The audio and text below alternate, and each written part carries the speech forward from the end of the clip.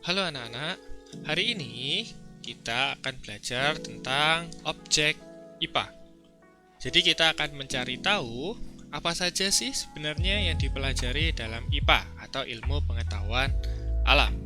Nah, seperti namanya, IPA merupakan ilmu pengetahuan alam. Jadi segala sesuatu yang ada di alam itu dipelajari dalam IPA. Termasuk alam semesta itu sendiri. Nah, jadi jangan kaget bahwa IPA itu nanti mempelajari segala sesuatu yang ada di alam. Nah, baik itu benda mati maupun itu makhluk hidup. Nah, berdasarkan hal itu, objek IPA itu dibedakan menjadi dua tadi. Yang pertama adalah benda mati, atau sering kita sebut dengan materi. Dan yang kedua adalah makhluk hidup,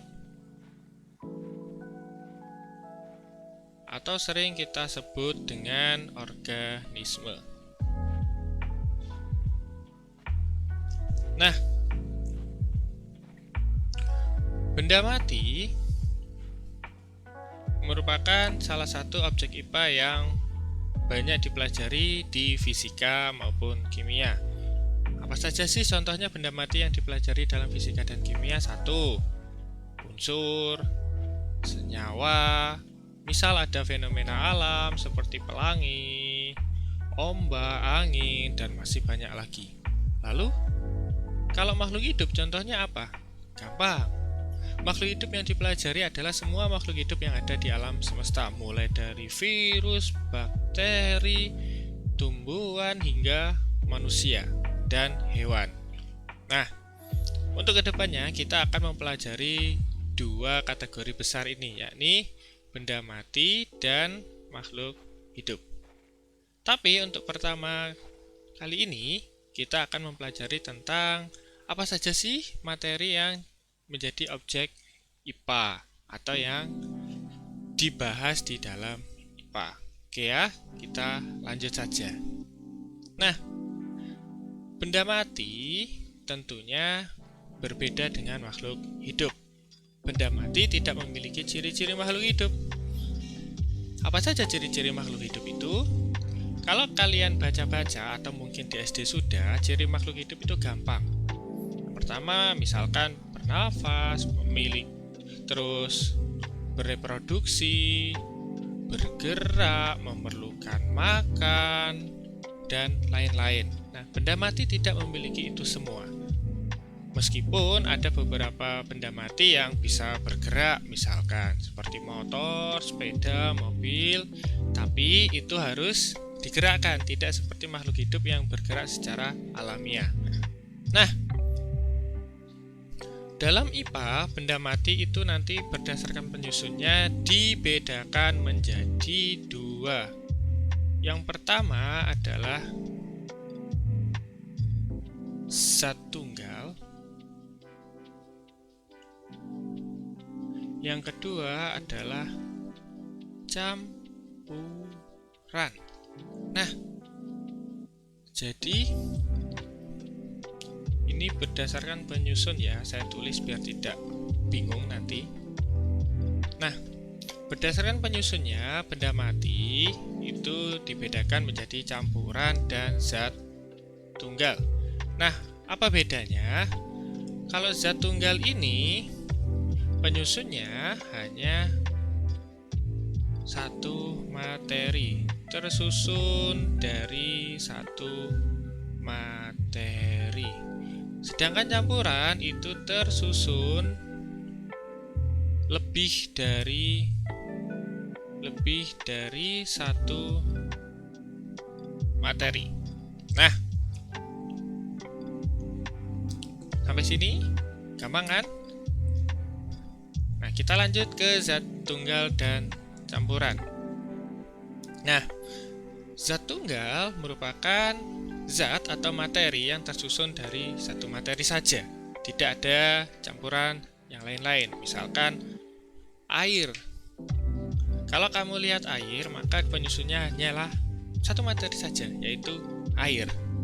Nah, beda lagi dengan campuran. Misalkan kamu membuat kopi.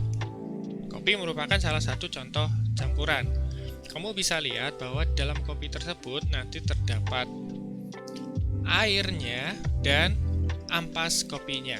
Nah, berarti di situ ada dua materi yang bercampur menjadi satu. Makanya disebut campuran. Nah, dari sini sudah tahu kan bedanya antara zat tunggal dan campuran? Nah, kalau sudah, saya lanjut ke zat tunggal. Secara garis besar, zat tunggal itu pun nanti dibedakan menjadi dua. Yang pertama ada unsur. Yang kedua ada senyawa. Nah, zat tunggal ada unsur dan senyawa. Unsur adalah zat yang paling sederhana.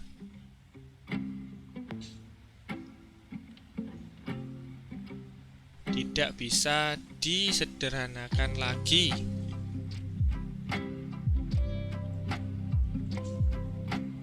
Sederhanakan lagi. Oh, maaf, salah tulis ya. Disederhanakan.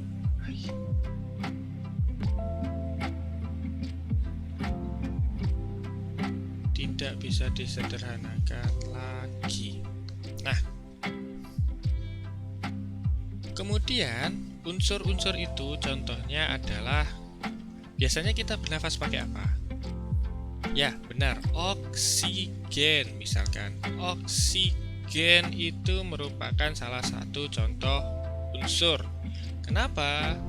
Karena oksigen itu tidak bisa disederhanakan lagi menjadi zat yang lebih kecil. Itu tidak bisa. Kemudian ada lagi misalkan emas. Emas juga merupakan salah satu contoh unsur. Tidak bisa disederhanakan lagi. Ada lagi misalkan aluminium. Nah, itu juga salah satu contoh unsur. Jadi, unsur merupakan zat paling sederhana yang tidak bisa disederhanakan lagi. Contohnya bisa kita temukan banyak di kehidupan sehari-hari, misalkan oksigen, emas, dan aluminium. Nah, apakah ada contoh-contoh lain? Banyak. Kamu bisa cari di buku maupun di internet. Oke? Kemudian selanjutnya ada senyawa. Nah, senyawa ini adalah gabungan dari dua unsur atau lebih.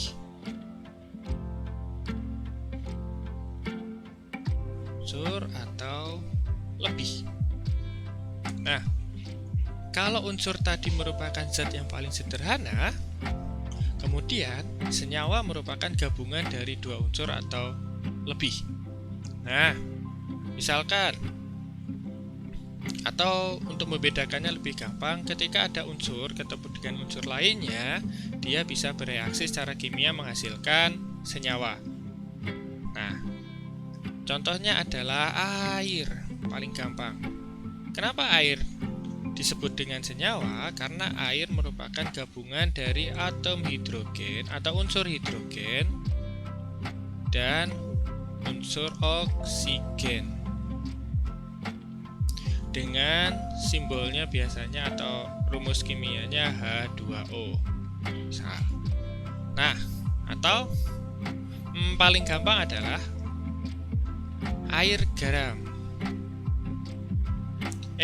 Maaf, bukan air garam ya, tapi garam saja. Nah, yang kedua garam. Nah, garam itu juga merupakan campuran dari natrium dan klorin dengan rumus kimia NaCl. Nah, jadi kita bisa membedakan unsur dan senyawa dengan cara yang pertama, kalau unsur itu sudah paling sederhana, tidak bisa dibagi lagi. Sedangkan kalau senyawa itu merupakan gabungan dari dua unsur atau lebih. Nah, kalau unsur tadi contohnya adalah oksigen, emas, aluminium, dan lain-lain. Kalau senyawa, contohnya yang paling gampang adalah air yang merupakan gabungan dari unsur hidrogen dan oksigen serta garam yang merupakan gabungan dari natrium dan klorin. Tentunya contoh ini bukan cuma 2 atau 3. Sangat banyak contohnya di kehidupan sehari-hari. Kamu bisa cari sendiri untuk menambah pengetahuanmu. Oke? Nah, sekarang kita lanjut ke campuran. Saya pindah ke sini ya biar tidak tumpuk. Nah, campuran tadi merupakan sebuah zat yang tersusun dari lebih dari satu materi. Nah, berdasarkan penyusunnya atau berdasarkan sifatnya, campuran itu nanti dibedakan menjadi 2. Yang pertama ada campuran homogen. Yang kedua ada campuran heterogen. Nah, ini tadi berdasarkan sifatnya. Apa bedanya campuran homogen dan heterogen? Nah, kalau campuran homogen itu paling gampang adalah penyusunnya tidak bisa dibedakan satu dengan lain.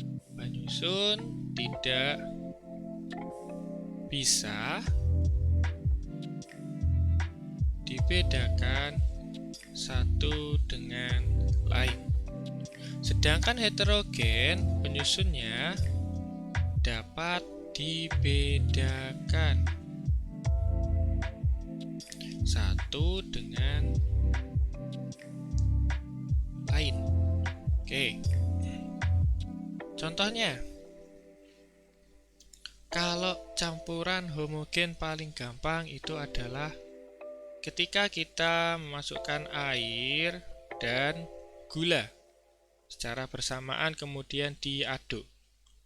Nah, kita setelah diaduk, gula itu akan larut dalam air, sehingga kita tidak bisa membedakan mana yang gula dan mana yang air. Contoh selanjutnya adalah tetangganya gula, yakni air dan garam. Kamu bisa coba dalam air kamu masukkan garam, kemudian kamu aduk. Nah, nanti setelah garam itu larut, kamu tidak akan bisa membedakan mana garam, mana yang air. Nah, garam dan air tersebut bercampur menjadi satu, yakni menjadi air garam. Nah, kalau kita tidak bisa membedakan mana lagi penyusunnya, itu disebut dengan larutan homogen. Atau penyusunnya tidak bisa dibedakan satu dengan yang lain. Berbeda dengan heterogen, heterogen itu dapat dibedakan satu dengan yang lain. Contohnya tadi adalah kopi. Nah, di kopi kamu masih bisa membedakan airnya dan ampasnya atau bubuk kopinya. Nah, kalau kamu tidak percaya, kamu bisa buat kopi sendiri atau di rumah ada kopi, kamu lihat. Tapi jangan kopi instan ya, ini pakai kopi bubuk yang asli. Ketika kamu membuat kopi, pasti nanti setelah kamu diamkan beberapa saat, di atas itu ada airnya, dan di bawah itu ada ampasnya. Jadi kita masih bisa membedakan bahan dasarnya. Oh, ini airnya, oh ini ampasnya. Jadi itu disebut dengan larutan heterogen. Nah, jadi kurang lebih seperti itu untuk mempelajari tentang benda mati atau materi. Nah, kita ulas dari awal ya. Benda mati atau materi itu merupakan atau dibedakan menjadi 2 berdasarkan penyusunnya, yakni zat tunggal dan campuran. Zat tunggal nanti dibedakan menjadi unsur dan senyawa, sedangkan campuran dibedakan menjadi campuran homogen dan heterogen. Nah, ini merupakan garis besarnya saja. Selanjutnya, kamu bisa pelajari lagi apa yang ada di buku ataupun di internet tentang zat tunggal dan campuran, serta kamu bisa cari contoh-contohnya. Nah, untuk tugasnya, saya sampai lupa tugasnya. Saya tulis di sini aja ya. Tugas. Gampang aja kok. Tugasnya adalah salah. Apa ya enaknya? Oke, saya kasih tugas cari 2 contoh dari A. Unsur, B. Senyawa, C. Larutan homogen. Maaf, salah tulis.